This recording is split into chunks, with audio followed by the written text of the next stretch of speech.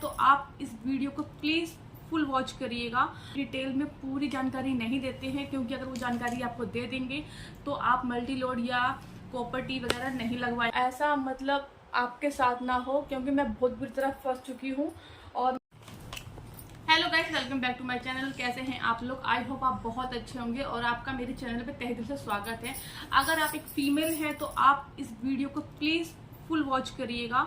अगर आपने multi load या कॉपर टी या अदर कुछ प्रोटेक्शन ऐसा लगवा रखा है, उसी के बारे में आज मैं आपको बताने वाली हूँ, जो मेरे साथ हुआ डॉक्टर की लापरवाही से। तो मैं नहीं चाहती आपके साथ हो। और आपने यूट्यूब पे काफ़ी सारी वीडियोस देखी होगी कॉपर टी के बारे में, मल्टी लोड के बारे में। मैं अपने साथ जो मेरे साथ हुआ है, मैं उसका आज आपको लाइव एग्जांपल दूंगी कि मेरे साथ क्या हुआ है। तो आप इस वीडियो को पूरा देखना, क्योंकि अगर आपने भी लगवा रखा है तो क्या पता जो मेरे साथ हुआ वो आपके साथ भी हो सकता है। अगर आपको इसके बारे में पूरी जानकारी नहीं है तो आप इसके मतलब पूरे हकदार है जानकारी रखने के लिए, क्योंकि डॉक्टर्स भी इसकी डिटेल में पूरी जानकारी नहीं देते हैं। क्योंकि अगर वो जानकारी आपको दे देंगे तो आप मल्टी लोड या कॉपर टी वगैरह नहीं लगवाएंगे। यक्ष मत करो, अभी शैतानी कर रहा है यक्ष। दूध P low, P low, P low. तो मैं अपने चैनल में फैमिली ब्लॉग और किचन रेसिपी वगैरह बनाती हूँ, बट मेरे साथ जो हुआ ना, मैं आपको बताना चाह रही हूँ कि आप ऐसा मतलब आपके साथ ना हो, क्योंकि मैं बहुत बुरी तरह फंस चुकी हूँ। और मेरे पास 2 बच्चे हैं, एक बेटी है और बेटी मेरी 5 साल की हो जाएगी सितंबर में, और मेरा बेटा जो है ये जुलाई में 2 साल का हो गया है, 13 जुलाई को। तो 13 जुलाई को मेरे को जो मैंने मल्टी लोड मेरे को लगाया था, आफ्टर मेरी बेबी के बाद उन्होंने लगाया था। उसके बाद जब मैंने मल्टी लोड लगवाया तो रूटीन चेकअप पे वो बुलाते हैं आफ्टर 6 मंथ, यानी हर 6 महीने पे आपको डॉक्टर के पास जाना पड़ता है चेकअप के लिए कि जो आपका मल्टी लोड लगा है वो सही तरीके से लगा है या नहीं लगा है। उसके रूटीन चेकअप के लिए बुलाते हैं। मेरे साथ क्या हुआ, जब मेरा बेटा हुआ तो मेरे को उन्होंने मल्टी लोड लगवा लिया मुझसे परमिशन लेके, तो मैंने लगवा लिया था। फिर उसके बाद क्या हुआ, उनका जो मल्टी लोड का जो धागा होता है, कॉपर टी मल्टी लोड में ज़्यादा फ़र्क नहीं होता। तो जो मल्टी लोड लगवाया था मैंने, उसमें धागा काफ़ी लंबा था तो वो बाहर तक आ रखा था। तो मैं एक बार मतलब 4 से 5 दिन बाद गई, मैंने उनको डॉक्टर से बोला कि इसका धागा बाहर तक आ रहा है, दिखाई दे रहा है और उससे मुझे प्रॉब्लम हो रही है। वो डॉक्टर ने जो उसका स्टाफ होता है, नर्स वगैरह जो होता है, आपने देखा होगा डॉक्टर के जो असिस्टेंट होते हैं, उन्होंने उस धागे को काट के छोटा कर दिया। और फिर मैं 2 से रूटीन चेकअप के लिए 2 से 3 बार मैं डिस्पेंसरी में गई। मेरे घर के पास डिस्पेंसरी, बहुत बड़ी डिस्पेंसरी है। तो उन्होंने बोला, फिर मैंने उनको बोला कि मुझे ये मल्टी लोड निकलवाना है, इसके मैं आपको साइड इफ़ेक्ट बताऊँगी। इफ़ेक्ट अच्छे भी हैं और बुरे भी हैं, बट साइड इफ़ेक्ट ज़्यादा हैं इसके। 10 महिलाओं में से 2 महिलाएं या 3 महिलाओं को ये सूट करता है, बाकी 7 से 8 महिलाओं को ये सूट बिल्कुल नहीं करता है। तो फिर क्या हुआ, मैं रूटीन चेकअप के लिए जाती थी तो डॉक्टर्स ने बोला, जब उन्होंने चेक किया तो उन्होंने बोला कि हाँ ये बिल्कुल ठीक लगा हुआ है, कोई प्रॉब्लम नहीं है। मैंने कहा ठीक है। बट धीरे धीरे जो मेरे को मतलब मंथली पीरियड जो होता है काफ़ी हैवी होने लग गया। धीरे धीरे क्या, मुझे ऐसा लग रहा था कि मतलब बेबी के बाद, आफ्टर डिलीवरी के बाद होता ही है, क्या पता ठीक हो जाए बाद में। बट ऐसा मेरे साथ बिल्कुल नहीं हुआ और मुझे वो बहुत ही ज़्यादा होने लग गया, 7 से 8 दिन, 10 दिन, और इतना हैवी ब्लीडिंग हो रहा था कि मैं आपको क्या बताऊँ। इतना होने लग गया कि मतलब मैं बहुत परेशान रहने लग गई। वैसे मंथली पीरियड से सारे गर्ल्स वुमेन्स वगैरह परेशान रहती है, जब हैवी हो जाए तो और ज़्यादा परेशानी हो जाती है। फिर मेरे को लगा, और मेरी हेल्थ पे काफ़ी इफ़ेक्ट पड़ा। मैं सूख कर इतनी कमज़ोर हो गई, पतली हो गई। अभी कैमरा मेरे पास में है बिल्कुल, तो आपको पता नहीं चल रहा होगा, बट मेरा वेट इतना कम हो गया।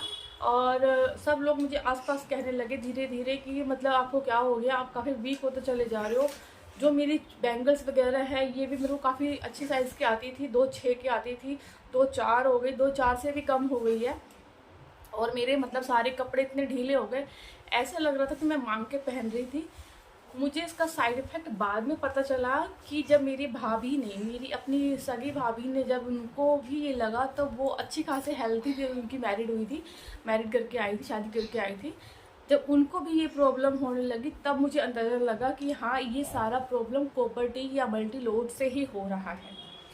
फिर मैं डॉक्टर्स के पास गई निकलवाने के लिए, बट उन्होंने मना कर दिया कि हम नहीं निकालेंगे, आप जाके प्राइवेट में निकलवा लीजिए। तो मैंने सोचा चलो कोई बात नहीं। पर मेरी मम्मी जो है सासू माँ आंगनबाड़ी में, उन्होंने डॉक्टर से बात करी तो उन्होंने कहा ठीक है आप आ जाओ, अपनी बहू का लेकर आना साथ में तो मैं निकाल दूँगी। वैसे वो निकालने के रेडी नहीं हो रही थी। उन्होंने कहा था ठीक है। तब मैं गई डिस्पेंसरी में अपनी सासू माँ के साथ, मैं निकलवाने के लिए गई उनके पास। तो उनके पास सारे इंस्ट्रूमेंट नहीं थे और शायद एक दो नहीं थे, वहाँ पे चोरी हो चुकी थी, कुछ चीज़ों का चोरी हो चुका था। और जो थोड़ा बहुत जो धागा उसमें बचा हुआ था, निकालते निकालते क्या हुआ कि वो जो धागा था वो टूट गया, सिर्फ मल्टी लोड रह गया। यानी वो टी शेप में होता है, मैं अभी आपको बता देती हूँ किस तरीके से होता है। टी शेप में होता है, तो उसका जो धागा होता है उस धागे को पकड़ के बड़ी ईजिली वो रिमूव हो जाता है। बट क्या हुआ, उसका धागा उसी में टूट गया और मुझे काफ़ी ब्लीडिंग होने लगी।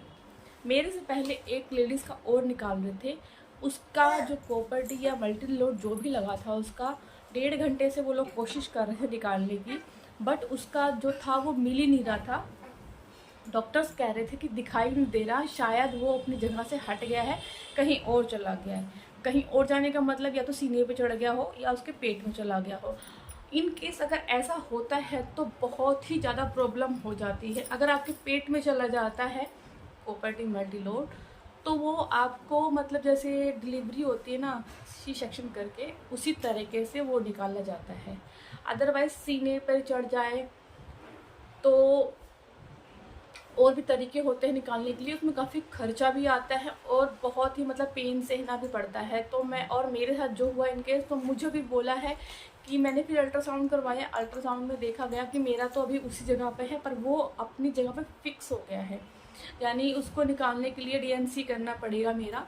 और डीएनसी जिसको नहीं पता मैं बता देती हूँ क्या होता है। जैसे कि अबॉर्शन कराया जाता है उस तरीके से डीएनसी होता है। तो वो मेरा डीएनसी करेंगे, डीएनसी करने के बाद वो लोग उसको निकालेंगे। इसके अंदर अगर अच्छे खासे प्राइवेट में करवाते हैं तो 10 से 15 हज़ार का खर्चा आता है, और लोकल किसी से करवाते हैं तो अभी पता कर रहे हैं। तो अभी मेरे साथ ऐसा हो रहा है, मैं बहुत ही प्रॉब्लम में हूँ। तो अगर आप लोगों ने भी लगवा रखा है तो मैं आप लोगों से भी कहना चाहूँगी, आप लोगों के साथ भी ऐसा हो रहा है कि आपकी हेल्थ, कई लोग हैवी हो जाते हैं, कई लोगों का शरीर फूल जाता है, कई लोग पतले हो जाते हैं, तो इसका मतलब ये आपको सूट नहीं कर रहा है। और प्लीज़ अगर आपने लगवा रखा है तो आप रूटीन चेकअप के लिए जाएँ। 6 महीने पे बुलाते हैं रूटीन चेकअप के लिए, इसीलिए बुलाया जाता है रूटीन चेकअप के लिए कि वो अपनी जगह पे है या नहीं है। क्योंकि 5 साल का, 3 साल का, 10 साल का होता है तो लेडीज़ बेफिक्र हो जाती है, नहीं जाती हैं। और मेरे साथ ऐसा हो गया है, मैं बहुत ही प्रॉब्लम में हो गई हूँ कि अब मेरे साथ क्या होगा। डीएनसी होगा, एक ऑप्शन उन्होंने और बताया था दूरबीन के द्वारा निकालने के लिए, तो इसके लिए बहुत ज़्यादा खर्चा भी आ रहा है। और ये डॉक्टरों की लापरवाही की वजह से मेरे साथ ऐसा हो रहा है। मैं चाहती हूँ ये वीडियो आप ज़्यादा से ज़्यादा शेयर करें, क्योंकि मेरे साथ ऐसा हुआ है, बहुत सी लेडीज़ हैं। आप जाके यूट्यूब पे जो वीडियो होती है कॉपर टी मल्टी लोड, वहाँ पे जाकर आप कमेंट पढ़ना कि कितनी सारी लेडीज़ हैं जो वहाँ पे क्वेश्चंस करती हैं कि ये हमको सूट नहीं कर रहा है, हमें पीरियड हैवी हो रहा है, या हम वीक हो गए हैं, या हम हैवी हो गए हैं, हमारा शरीर फूल गया है, या मुझे कमज़ोरी आ गई हैं। इस तरीके से रिलेटेड बहुत सारी कमेंट आप देखना, वो डॉक्टर्स के जो वीडियो बनी होती है उसके नीचे काफ़ी सारे ऐसे लिखे होते हैं कमेंट, उसका रिप्लाई भी मिल जाता है। डॉक्टर्स तो मना कर देती है, साफ सीधी बात सुन लो, मना कर देती हैं कि ऐसा कुछ नहीं है, इससे कोई फ़र्क नहीं पड़ता। पर जब वो मेरा निकाल रहे थे और मेरे साथ ऐसा हुआ, तो वो लोग आपस में बात कर रहे थे तो मैंने सुन लिया, और मैं सुन भी रही थी। और उन्होंने मुझे बताया भी कि हाँ ऐसा होता है। जब वो मुझे लगा रहे थे तो उन्होंने मुझे नहीं बताया एक बार भी ऐसा होता है, या रूटीन चेकअप के लिए मैं गई तब भी उन्होंने मुझे नहीं बताया। और वो अब मुझे बता रहे थे, जब रिमूव कर रहे थे रिमूव नहीं हो रहा था। और वो भी काफ़ी होपलेस हो गए थे, परेशान हो गए थे, क्योंकि डिस्पेंसरी गवर्नमेंट के अंदर आता है। उन्होंने बहुत कोशिश करी अपने तरीके से, पर थोड़ी डॉक्टर की लापरवाही मैं कहूँगी, क्योंकि जब मैं धागा कटवाने गई उन लोगों ने बहुत छोटा काट दिया। सेकंड, जब मैं डिस्पेंसरी में गई तो उनके पास सारे मतलब जो भी टूल्स होते हैं उनके पास पूरे नहीं थे, तो उनको नहीं निकालना चाहिए था। उन्होंने जो थोड़ा बहुत धागा था वो भी खींच दिया, उनको मना कर देना चाहिए था। और मेरे साथ ऐसा पंगा हो गया, मैं बहुत टेंशन में हो गई हूँ। तो प्लीज़ आप इस वीडियो को ज़्यादा से ज़्यादा शेयर करें और जिसको ये प्रॉब्लम है ताकि वो ये वीडियो देख सके। और क्योंकि वो लोग कमेंट करते हैं उनको उनका रिप्लाई नहीं मिलता है, तो ये वीडियो उनके लिए काफ़ी अच्छा होगा। आप अगर शेयर भी नहीं करते तो आप लाइक करना प्लीज़। अगर आप लाइक करते हैं तो ये वीडियो ज़्यादा से ज़्यादा आगे जाएगी और सबको पता चल जाएगा। Thanks for watching. धन्यवाद।